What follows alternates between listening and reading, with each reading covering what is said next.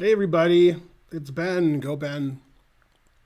I didn't feel well last night this morning when I was sleeping, and I have like acid reflux. So that's why I'm starting so late instead of 4 hours ago.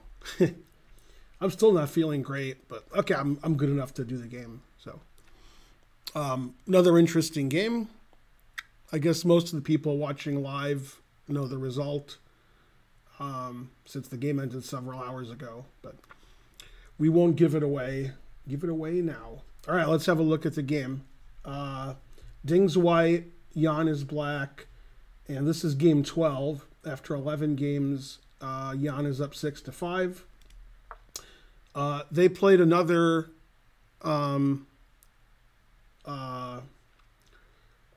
new opening. And instead of c4, he played e3, which can transpose into different openings. So technically, this is the Collie, named after the Belgian Grandmaster Edgar Collie, who was one of the best players in Belgium in the 40s, 50s, and 60s, and possibly the 30s, possibly. I'm not sure if he's that old. Maybe. I've played the Collie.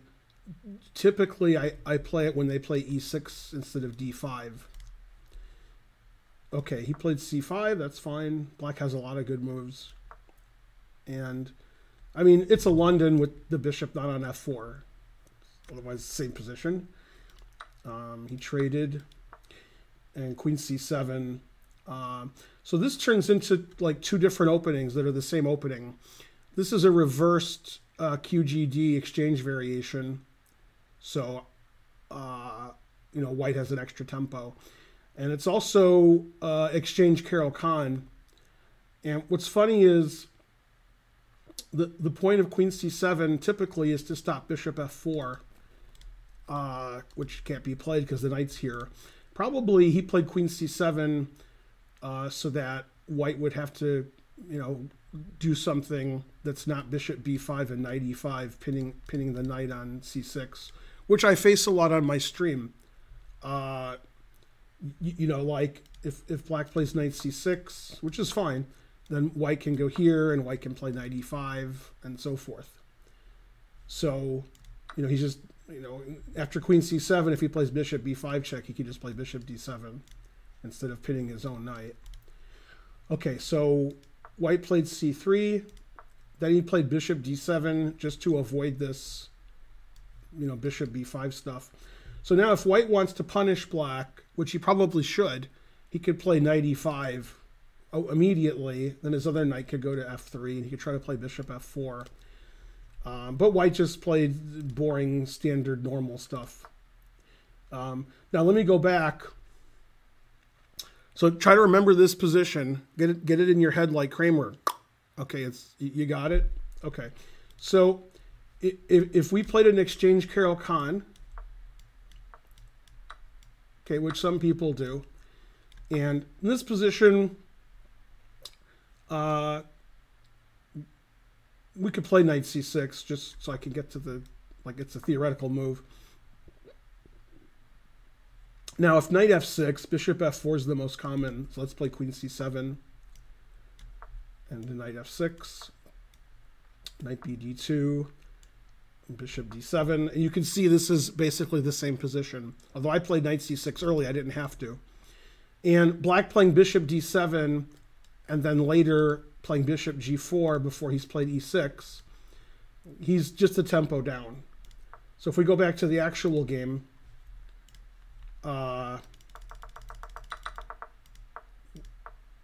yeah, so you can see it's the same position.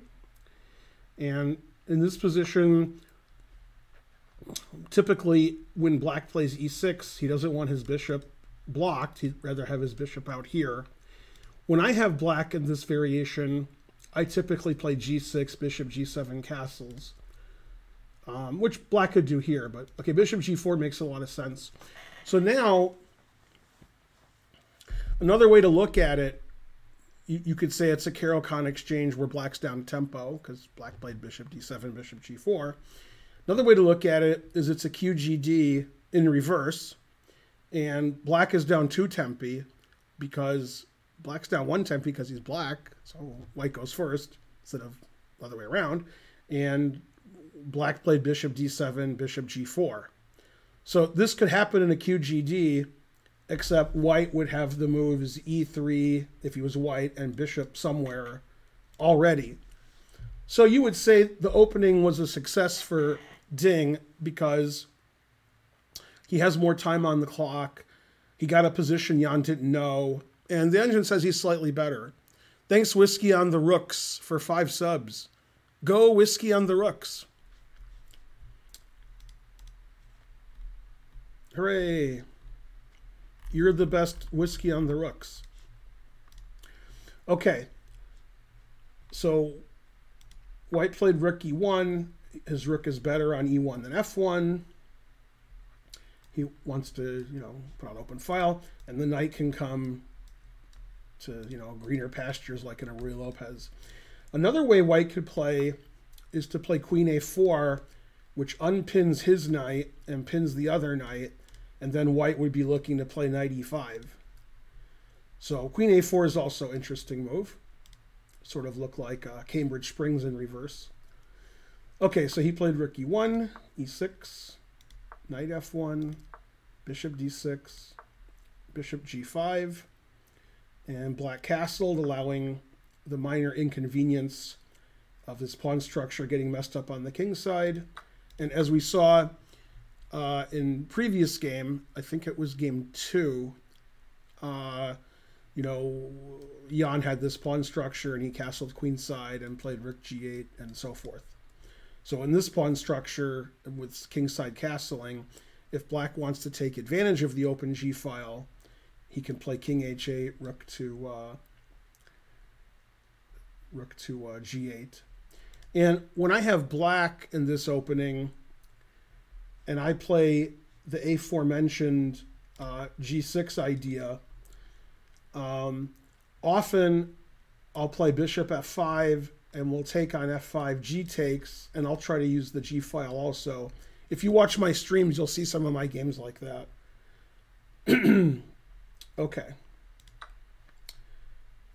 So knight g3, plays f5. So I have this pawn structure sometimes with black also, but that's because I played g6 early and bishop f5. So my bishop would be gone. And I would have a knight here, and my knight would try to go to e4. Okay, h3, and this gives black the option of either taking this, or playing f4. And surprisingly, and I mean that as a joke, Jan played the right move. f4 is actually okay. f4 is playable. I wouldn't play bishop takes f3, bishop takes g3. That just seems like very good for white because white's attacking on f5 and attacking on g3. I mean, if you move your bishop, you're just losing a pawn. If you take this, material's equal, but black's king doesn't look very good here. My bishop looks pretty good. Need to take a pawn and put it over here. Can we do that? Okay, so he played bishop takes f3. That's the best. Queen takes f3. And black played knight e7. His knight wants to go to g6. Wants to play king h8, rook g8. And to be frank, it's not clear what white wants to do. Bishop's, hitting against this rock of a pawn structure here. And the knight, I guess, is going to go to h5. Then I'm not sure what he does. Okay, so he played knight h5. He can't play for mate here because his queen can't get in there. Can't play here, can't play here, can't play here. If he could cheat and play queen e3, queen h6, queen g7, then he would. But okay, it's black's move. Black played king h8. He's going to play rook to g8. And white played g4. Now I'm guessing if the match was tied or Ding was ahead, Ding would not play g4. g4 is sort of a very risky move that opens up both kings. And the engine says this position's equal. Yay, a noise. Just Z upgraded to a chess.com diamond membership. So it's likely if the match had a different score. I mean, Ding's down a game with 3 games to go, so he could play knight f6 with the idea of queen h5 and then king g7, knight check, and draw. This is one of the engine lines, actually. And if the score was different, maybe that would happen. But Ding needs to win. Ding's white, and the match is almost over. So g4. Okay, and that's not a terrible move. It's just, super interesting. So that's good. Okay, so he played rook g8, pinning the g pawn to the king. King h1, unpinning the pawn. And knight g6. Now, knight g6 is an excellent move, and you have to do some good calculation. So if white plays the sort of obvious g takes f5, which he didn't do, excuse me, then black plays knight h4, attacking the queen and this pawn. Now you can see black's pieces are pretty good. All of black's pieces are participating, except this rook here, which will participate later. The queen has to move because it's attacked. There's not a lot of squares for the queen. Let's go to e3 because that seems like a normal square. Now I take this way, and the knight is defending the pawn, and I can double rooks on the g file. I can play rook g2, and then rook h2 check, and rook g8 check. And I can play knight g2, forking the queen and rook. So the engine really hates white's position here. Now, if I was playing in a tournament game, I would be like, I don't know, too complicated for me. But the players in the engine realize that this is completely winning for black. Let's see, if I was white, I would consider rook g1, which the engine doesn't consider. That's like a Ben Feingold move. Let's see why that loses. Is it rook e8 or bishop h2? Oh, it's f4. Man, f4 just wins immediately, it says. f4. Okay, so I have to move my queen. Well, if I play queen here, there's knight here coming. So queen here, f3, never play f3. Queen e3, rook g2. God damn. Threatening rook h2 mate. And then if you do this, then this is mate. Yeah, so I would lose quickly if I was white. I wouldn't see any of that. I would get crushed. Okay, so he didn't take on f5, which is correct. He played bishop c2, which is also bad. Here, instead of taking, he should play a Ben Feingold move, rook to g1. Because that's like a scared move, try to thwart black's kingside play. Okay, bishop c2. I barely understand that move. I don't understand that move. Okay, bishop c2. The engine says that's terrible. I don't get it. Okay, knight h4, attacking the queen.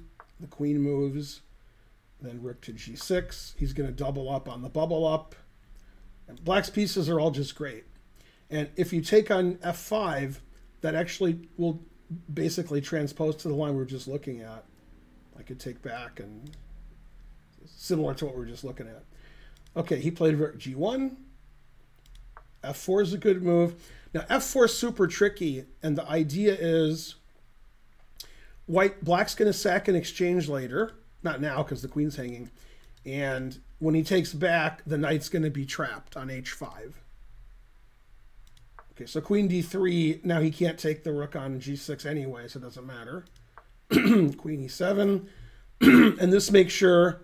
excuse me, Jesus. This makes sure if white ever takes the rook with the bishop later on, and I take back, the knight is trapped. The knight can't go to f6 because the queen is here. Okay, so rook e1. He finally gets his rook into the game. Queen g5. And you can see black's pieces are all just excellent, and white is having trouble moving. This actually reminds me of like blitz games that I play that are like this, where I can't think of anything to do at all. And that's because there is almost nothing to do. Like the engine says bishop d1. Yeah, terrible.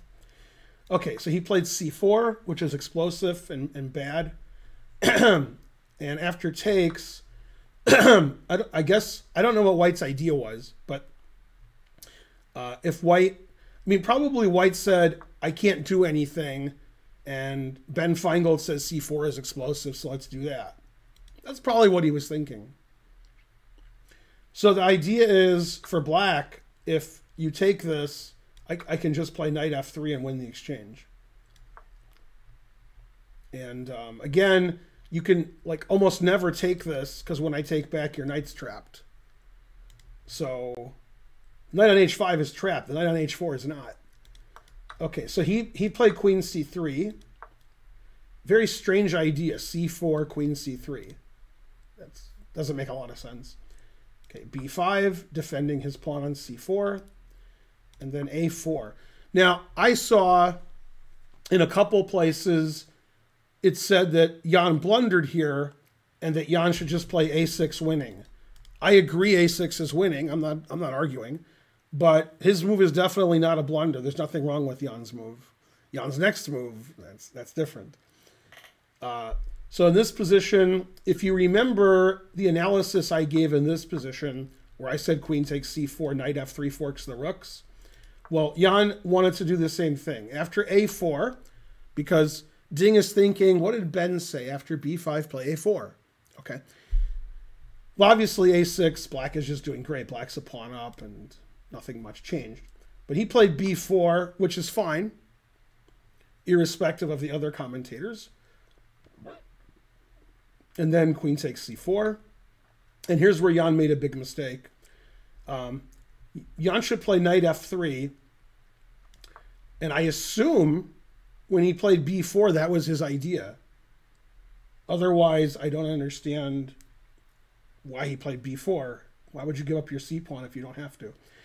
And the main line is queen c6, forking the rooks. Knight takes e1. Queen takes a8 check. Rook g8. Queen goes back, let's say, to e4, because that's where the engine wants to go. Knight c2. Queen c2. Queen h4, threatening queen h3 checkmate. And then the engine plays queen d3, which I agree with. And then f5. And the engine says black is winning. Black has a big attack here.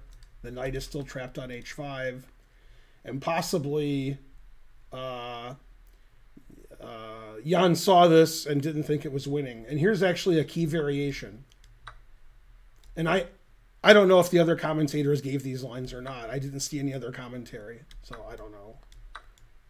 Okay. And this looks like it would be a draw normally, but black's winning because black has this amazing move b3, and then bishop a3 is coming. And the white knight is helpless, which is funny. I mean, it's funny if you have black. If you have white, it's not very funny. Obviously, nobody's going to see this far ahead. You know, take everything on g4 and b3. That's ridiculous. Okay, there's another line also which is important, and that is if you take the rook on g6. Okay, so after knight f3, which was not played, bishop takes g6 is another important line. And I'm guessing Jan missed this. I'm guessing. Black only has one good move here, but it does win, and that move is queen h4. That's an easy move to miss when the bishop is hanging and the rooks are hanging, to just play like a move that threatens mate. And king g2 is the engine move, stopping queen takes h3 mate. Knight takes e1 check, rook takes e1, h takes g6. And then here, if I had the black pieces, I would be worried about queen c6 and only queen c6. I wouldn't worry about anything else, just queen c6, because otherwise black is just winning. And I have rook d8, which is a funny move. It just saves both pieces. And then the knight is trapped and black wins. So it seems like b4 was fine, and he had to play knight f3 now and navigate all those crazy complications. Having said that, it seems a lot simpler to just play a6. So, yeah, okay. So he played rook g8, which is not as good as... And if you play rook g8, I don't understand why he played b4. I don't know if he changed his mind about this, or I don't know. Okay, now the engine wants to play bishop takes rook, pawn takes, queen c6, and it says that black is slightly better. But instead, white played queen c6. And this is double question mark, but I wouldn't give it a double question mark. I wouldn't even give it one question mark, because black only has one winning move, and nobody's going to find it. Obviously, the GMs who have their engines, they're going to find it, but players at the board aren't going to find it. The winning move for black here is knight f5, which defends the bishop. And the idea is if you take it, we have this nice checkmate. Always repeat. Okay, then checkmate. And, sorry, knight f5. And then black wants to play queen h4, next move, threatening queen takes h3 mate. And black also wants to play knight takes d4. And if you play bishop takes f5, and I take with the pawn, my rook is defending my bishop. And again, you still can't take on f5 because I play queen. This isn't mate anymore because my queen is defending g2. But this is mate. Queen h3 is mate. So you don't have time to take the rook. Okay. So this is also winning for black. So knight f5 is winning, but I mean, I don't know who's going to play knight f5. Okay, he played bishop b8. Now, I was informed on the internets that in these positions that are super tricky, like this one and the ones previous and in the future, that Jan was playing very quickly. I don't know if that's true. Jan does have more time than Ding, but I mean, it seems like Jan has a reasonable amount of time, 36 minutes on move 28. So. Okay, now white should definitely play bishop takes g6, which he didn't do. And if black plays the obvious h takes g6 to win this knight, I have the move d5, which is sort of crazy. The idea is if you take with the queen and we trade queens, my knight can escape. And I'm threatening the rook, and white's up in exchange. White's winning here. And if you take with the pawn, once again, you're giving me the f6 square, so knight f6 wins. So if you want to win my knight, then this is your chance. So you could take my knight if you want to win my knight, and I take this, and even though black has two pieces for a rook, black is actually losing because white's rooks and pawns and queen are all fantastic. And again, if you're playing the game and you don't have an engine helping you, I don't know what you think of this position. And I'm guessing Ding didn't see d5, but I don't know. So white should play bishop takes rook here. Okay, but he didn't. So he played queen b7. Now, once again, knight f5 is a good move. He played rook h6. Now it says the position's equal. Bishop e4 is a good move. Rook f8, obviously defending this, but not too slow. It wants to play f3 and then knight to g2 and continue attacking. Rook f8 is too slow. Queen takes b4 wins a pawn, and it attacks the rook. So he played queen d8, which is actually the engine move. Good move. Queen c3. Now white's a pawn up. The game is sort of strange because the knight is still trapped on h5. So the engine says it's about equal.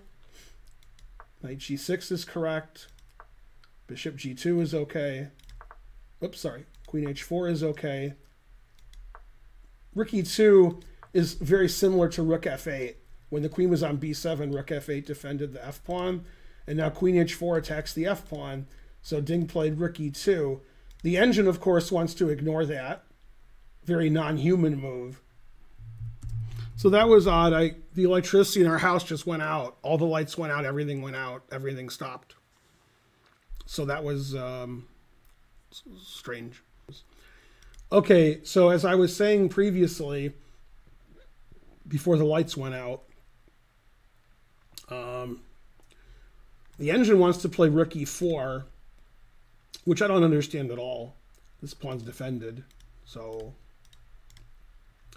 And then if queen takes f2, which is why Ding played rook f2, rook e2 to defend the pawn, then d5 check, discovered check, e5 is forced, then rook f1. And you can see the e pawn's pinned, so the f pawn can now be captured.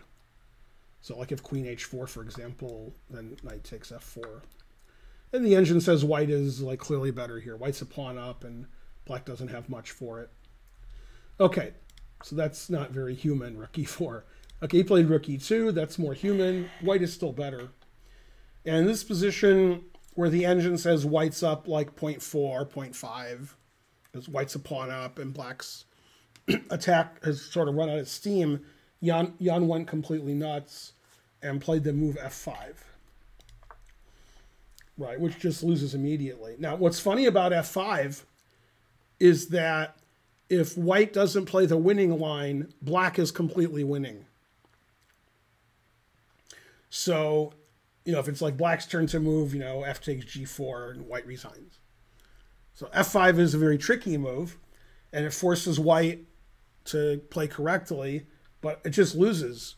So yeah, now I take on e6, and now in those previous variations we were looking at, like just like a minute ago, when white played d5, discovered check, black played e6 to e5. Well, there is no e pawn because white just took it. So if it was white's turn to move, d5 check resigns because queen g7 mate is coming. So I mean, if I played f5 and I allowed this and I saw it, then I would be looking at this because, you know, this looks like black is crashing through. Then d5 check. And then I guess bishop e5. I mean, I don't want to hang mate in one. So bishop e5, then rook takes e5, knight takes e5, I guess. Otherwise, you know, everything's mate. Queen takes e5, and I don't know what to do here. Queen g7's mate, so I guess I have to block with one of the rooks. And yeah, in this position, the queen defends the knight. So black actually doesn't have a threat here. If it was black's turn to move, white is still winning. Because if you take on h3, I just play bishop f3. There's nothing there. So knight takes wins, d6 wins. If it's black's move, white's winning. So f5 was a very poor move because rook takes e6 just wins in one move. Now d5 check is crushing. So f5 is probably the worst move played in the match. f5. That goes from like slightly worse for black to +10 for white.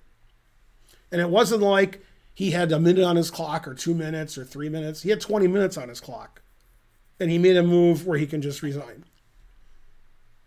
The truth hurts. The only thing worse is when the lights go out. Okay, so he sacked the exchange. Rook takes h5. Then queen g7's not mate anymore. Takes, attacking the knight. Queen takes. d5 check. King g8. d6. And, okay, I mean, black's position is nonsensical now. It's funny, the engine actually announces mate. It says white is mating in 12. And here black resigned, so Ding won the game. It's 6-6 now. He plays f3, then bishop f1. Never play f3, always play bishop f1. Yeah, and so now white's up an exchange and a pawn, and black's position makes no sense. So f5 was an incredible blunder, losing the game in one move. And as a consequence, Jan is down 6. The match is now tied 6-6. So fascinating game, very double-edged, back and forth. Both sides had the advantage. Jan was winning in more than one position, and the game was super complicated. And I think between moves 27 and 34, Jan probably played too quickly. Probably. That seems. Yeah, it's exiting for the viewers instead of exciting. So Ding did win. The score is 6-6. And tomorrow is game 13. Lucky game 13. Jan has white. Sorry about the lights going off. If you're watching on YouTube, this is the second of 2 videos on the game. We had some electrical issues, which solved themselves in about a minute. All right, thanks for watching, everybody. For those of you who are watching live, I'll see you guys tonight on my stream. And we will raid, I don't know, I got to raid somebody. Let's see. Let's raid Chess Bra. Go Chess Bra. All right, see you guys tonight.